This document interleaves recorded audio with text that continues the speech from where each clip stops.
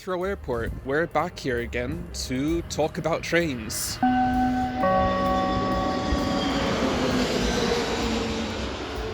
And not those things for some reason. Well, I'm back here again for a second time because someone forgot to press record last week. But anyway, let's get to it. I'm sure you remember from the last few videos I made about the airport, but Heathrow's kind of important. It has lots of flights, lots of people who work here, and serves not only London, but the UK in general. The airport is incredibly well connected with many nearby motorways, coaches, and rail lines to London. However, getting to other cities in the UK by rail is a bit difficult. But what if I told you that a relatively short stretch of track could make getting to Heathrow by rail a lot easier? But to understand this stretch of track, we need to quickly recap what trains already serve the airport. South Western Railway serves Feltham, a quick bus ride away, although that's not really in the airport. The Piccadilly line runs slowly through West London before finally getting to the airport. It serves all of the terminals with a funky loop. And finally, there's a branch off of the Great Western Main Line, bringing the Elizabeth line and the Heathrow Express from Paddington, both of them being quite expensive, especially the Heathrow Express. You can take them between the terminals for free though, which is nice. Something else that is free is subscribing to the channel. You can do that down there somewhere. That way you won't miss out on any new videos and you can help support the channel. We also have a Discord server if you're interested. Link is in the description for that. The bus is coming. Make sure they know I don't want to get on. Don't stop.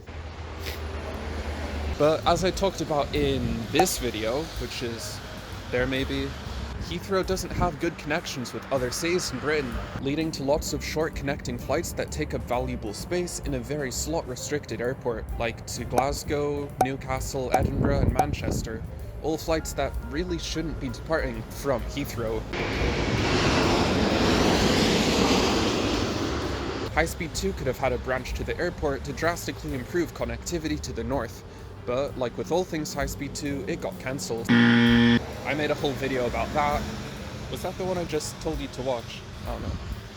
Go watch it. Heathrow's only mainline connection is a branch off of the Great Western Main Line, with trains from Paddington terminating at all terminals. But on the Great Western Main Line past Heathrow, there's extra capacity on the paths that were running Heathrow trains, so there's space to run more trains out west. That's a huge plane. Damn.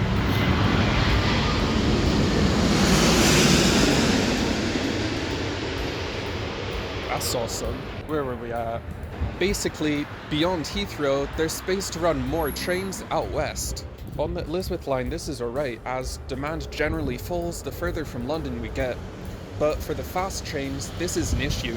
It would be great if we could run more intercity Great Western Railway trains, but the paths are being used for the Heathrow Express, and then are empty past Heathrow Junction.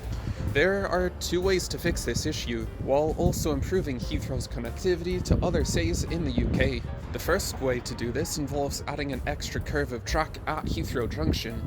This would allow trains to run from the existing Heathrow stations out west. However, there are some warehouses, a residential area, and the A408 all in the way, which would be a bit difficult to move. So this option just doesn't really work. And even if it would, there isn't exactly lots of space to run more trains into the existing platforms at Heathrow. Right, so what's the other way to bring trains from the west into Heathrow? At Terminal 5, there are actually extra platforms that aren't in use yet. And the plane's here again now.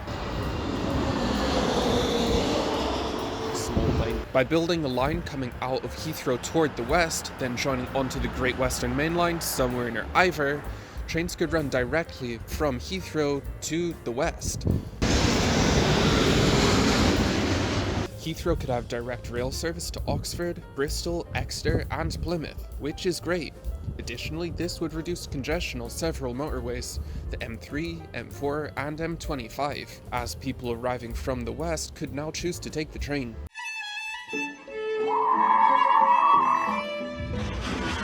Then also, trains wouldn't even need to end at Terminal 5. Elizabeth line trains could go through Heathrow and then continue to Reading. Or we could see service from the west to Paddington, stopping at Heathrow as an intermediate stop.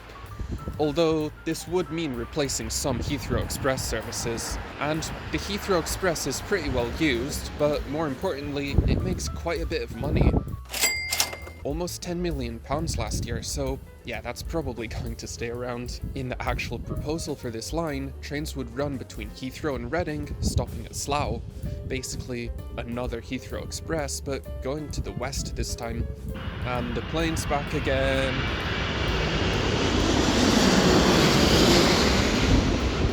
Not quite the intercity connectivity that we're looking for, but certainly much better than what exists now, where passengers either need to go all the way into London and back out again, or they need to get a coach from Reading. But only running trains as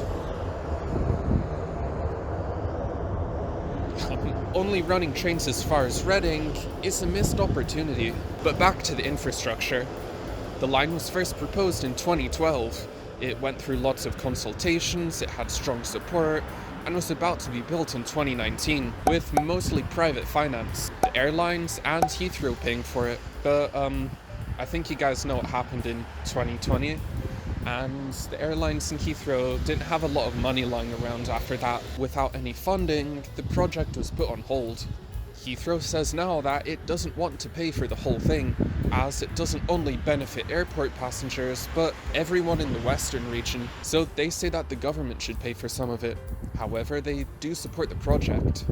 At the start of 2025, the government said that it supported letting Heathrow build a third runway somewhere that way.